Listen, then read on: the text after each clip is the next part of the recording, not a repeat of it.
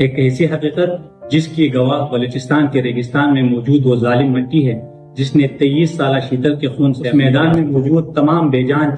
چیزیں یہ دیکھ کر حیران رہ گئی کہ آخر ایک بھائی اتنا ظالم کیسے ہو سکتا ہے کہ اس نے اپنی سگی بہن کو غیرت کے نام پر 19 بے غیرت نام ایک زرک نامی شخص ہے جس کی عمر 32 سال تھی، پسند کی شادی کی اور اپنے علاقے سے دور چلے گئے۔ 1.5 سال گزرنے کے بعد شیتل کے گھر والوں نے اسے پیغام بھیجا اور کہا کہ ہمیں تم سے کوئی گلہ، کوئی شکوہ، کوئی ناراضگی نہیں ہے۔ بھائی سبھی پسند کی شادی کے حق میں تھے، بہنوں نے خواب دیکھے تو غیرت میں آ گئی۔ میں آج آپ کو کوئی سٹوری نہیں سنا رہا بلکہ ایک حقیقت بیان کر رہا ہوں، ایک ایسی حقیقت جس کی گواہ بلوچستان کے ریگستان میں موجود وہ ظالم مٹی ہے جس نے 23 سالہ شیتل کے خون سے اپنی پیاس بجھا دی۔ اس میدان میں موجود تمام بے جان چیزیں یہ دیکھ کر حیران رہ گئی کہ آخر ایک بھائی اتنا ظالم کیسے ہو سکتا ہے کہ اس نے اپنی سگی بہن کو غیرت کے نام پر 19 بے غیرت نامحرموں کے سامنے قتل کر دیا، اور اس میدان سے یہ آواز آ رہی تھی کہ اے محبت تیرے انجام پہ رونا آیا۔ واقعہ کچھ ایسا تھا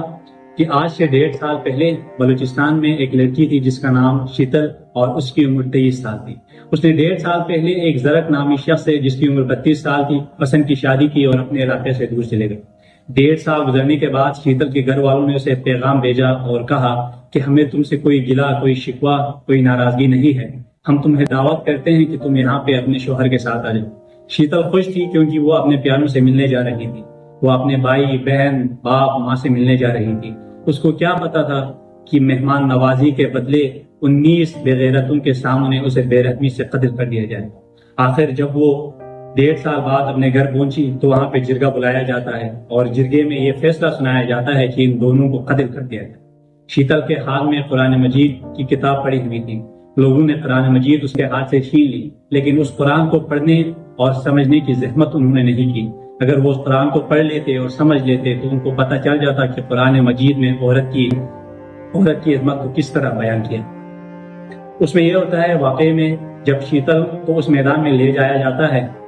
تو شیتل نہ گھبراتی ہے، نہ چیختی ہے، نہ کسی کو پکارتی ہے، نہ کسی سے اپنے موت کی بھیک مانگتی ہے، بلکہ شیتل ایک جملہ کہتی ہے۔ وہ جملہ تھا قیامت تک ان تمام لوگوں کے منہ پر ایک تماچا ہے جو محبت کے دشمن ہے۔ شیتل کہتی ہے کہ صرف گولی مارنے کی اجازت ہے، اس کے علاوہ کچھ نہیں۔ آخرکار اس کے ظالم بھائی 19 بے غیرتوں کے سامنے اسے گولی مارتی ہے اور گولی کے آواز کے ساتھ ساتھ شیتل کی آواز ہمیشہ کے لیے ختم ہو جاتی۔ یہ کیسا بھائی تھا جس نے غیرت کے نام پر اپنی بہن کو نامحرموں کے سامنے قتل کر دیا۔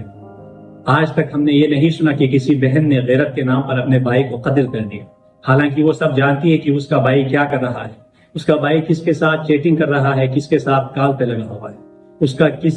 کس کے ساتھ میل جول ہے، کس کے ساتھ بات کرتا ہے۔ لیکن غیرت کے نام پر کسی بہن نے آج تک نہ بندوق اٹھائی، نہ چاقو، اور نہ کسی کو قتل کر دیا۔ یہ کیسی غیرت اور مردانگی ہے جو صرف عورت کے محبت پر جاتی ہے، لیکن جب ملک میں کوئی ناانصافی ہو رہی ہو، کرپشن ہو رہا ہو اور ہمیں غلام بنا رہے ہوں، تب یہ غیرت نہیں جاتی۔ آخر میں صرف یہی کہوں گا کہ نازل کر اب عیسیٰ کو، اب بیش خدایا مہدی کو، دیکھ دجال آزاد ہوئے اور پھولوں کے کیا تھا۔